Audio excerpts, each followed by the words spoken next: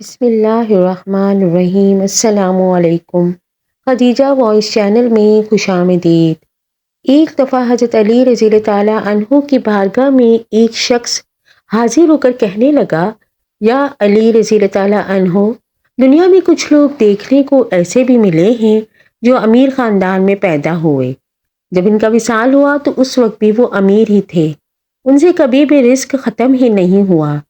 لیکن اس کے ساتھ ساتھ دنیا میں ایسے لوگ بھی پائے جاتے ہیں جو چند عرصے کے لیے امیر ہوتے تو ہیں، لیکن وہ بعد میں پھر سے غریب ہو جاتے ہیں۔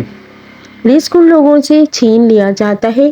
اس شخص سے پوچھا، یا علی، وہ کون سے ایسے گناہ ہیں جو رزق میں کمی لاتے ہیں، رزق کو ختم کر دیتے ہیں؟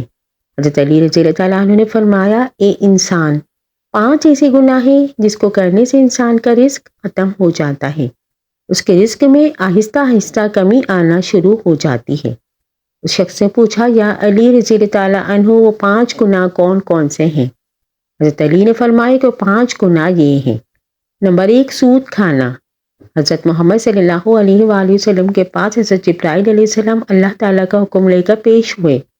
حضرت جبرائیل نے فرمایا، اے اللہ کے نبی صلی اللہ علیہ وآلہ وسلم، جو لوگ سود کا کاروبار کرتے ہیں، سود پر چیزیں لیتے اور دیتے ہیں، ان لوگوں کو روز محشر اس طرح اٹھایا جائے گا کہ ان کے چہرے مسخ کر دیے جائیں گے۔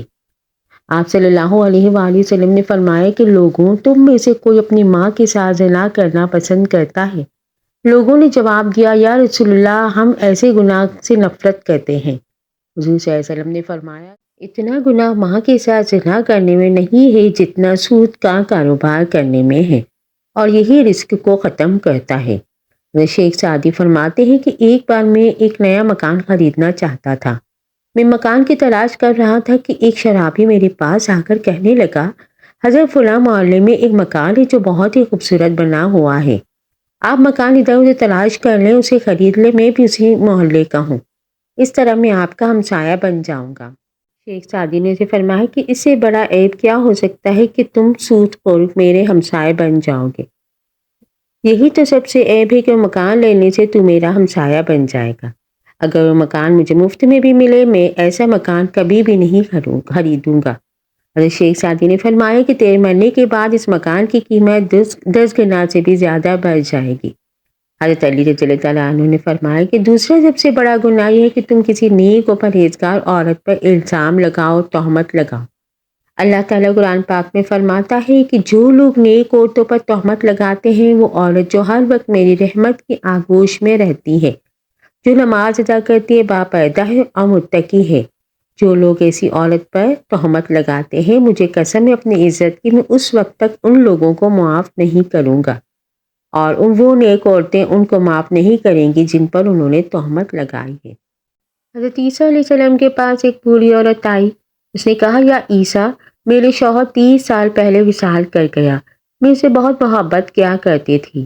اب ہر روز میرا شوہر میرے خواب میں آتا ہے، میرے خواب میں آ کر مجھے کہتا ہے کہ میری قبر پر آ کر میری قبر کو کھود کر دیکھو۔ ہر روز میرے خواب میں آ کر یہی کہتا ہے کہ ایک بار میری قبر پر کھود کر میرا چہرہ تو دیکھ لو۔ یا عیسیٰ علیہ السلام، میں بہت ہی دور چل کر مسئلہ آپ کے پاس لے کر آئی ہوں۔ حضرت عیسیٰ علیہ السلام نے کہا کہ آؤ، میں بھی آپ کے ساتھ آپ کے شوہر کی قبر کھودنے کے لیے چاہتا ہوں۔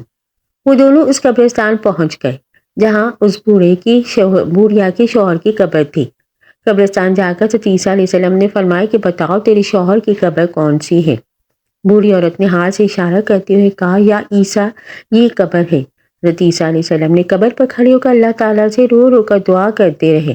دعا کرنے کے بعد حضرت عیسیٰ علیہ السلام نے فرمایا، قبر کے اندر سونے والے اللہ کے حکم سے کھڑا ہو جا۔ اس قبر سے ایک ایسا انسان کھڑا ہوا جس کو دیکھ بوڑھی عورت بے ہوش ہو گئی۔ وہ کھڑے ہونے والے انسان کا جسم تو انسانی تھا، پر اس کا چہرہ مسخ ہو چکا تھا۔ حضرت عیسیٰ علیہ السلام نے زندہ ہونے والے انسان سے دریافت کیا کہ تو نے دنیا میں کون سا ایسا گناہ کیا جس کام کے بدلے تجھ کو اتنی بڑی سزا کا سامنا کرنا پڑا؟ اس نے جواب دیا، حضرت عیسیٰ علیہ السلام، مجھ سے گناہ ہو گیا تھا جس کی وجہ سے میرا چہرہ بگاڑ دیا گیا۔ حضرت عیسیٰ نے پوچھا کہ کون سے گناہ کی وجہ سے تیرا یہ حال ہوا ہے؟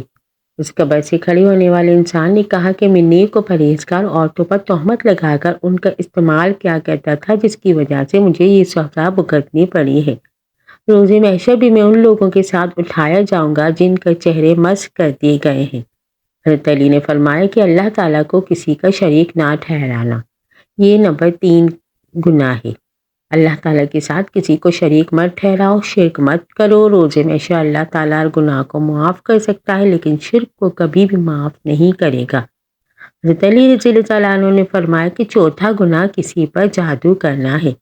کسی کا جینا حرام کرنے کے لیے، کسی کی خوشیاں چھیننے کے لیے اس پر جادو کرنا کہ اس کے پاس فلاں رزق کیوں ہے، اس کو جادو کے ذریعے ختم کر دیتا ہوں۔ حضرت علی رضی اللہ عنہ نے فرمایا کہ جادو کرنے والا انسان دائرہ اسلام سے خارج ہو جاتا ہے۔ جب کسی جادوگر کی موت ہوتی ہے تو کافر مرتا ہے۔ جادوگر کی موت کبھی بھی ایمان پر نہیں ہوتی۔ حضرت علی نے فرمایا کہ کسی کو دکھ و تکلیف دینا یہ 5واں گناہ ہے۔ کسی کو دکھ دینا، کسی کا جینا حرام کر کے خود خوش ہونا، کسی کو رلا کر خود خوش ہونا سب سے بڑا گناہ ہے۔ حضرت علی رضی اللہ عنہ نے فرمایا کہ ان 5 بندوں سے اللہ پاک روز قیامت سخت حساب لے گا، اور دنیا میں ان 5 بندوں سے اللہ تعالیٰ رزق چھین لیتا ہے۔ اس لیے اپنے رزق میں اضافے کے لیے، اپنی روزی میں اضافے کے لیے ان 5 گناہوں سے بچنے کی کوشش کیجیے۔ اگر آپ کو میری ویڈیو پسند آئی ہو تو اس کو لائک، شیئر اور سبسکرائب کیجیے، اور مجھے اپنی دعاؤں میں ضرور یاد رکھیے گا۔ جزاک اللہ۔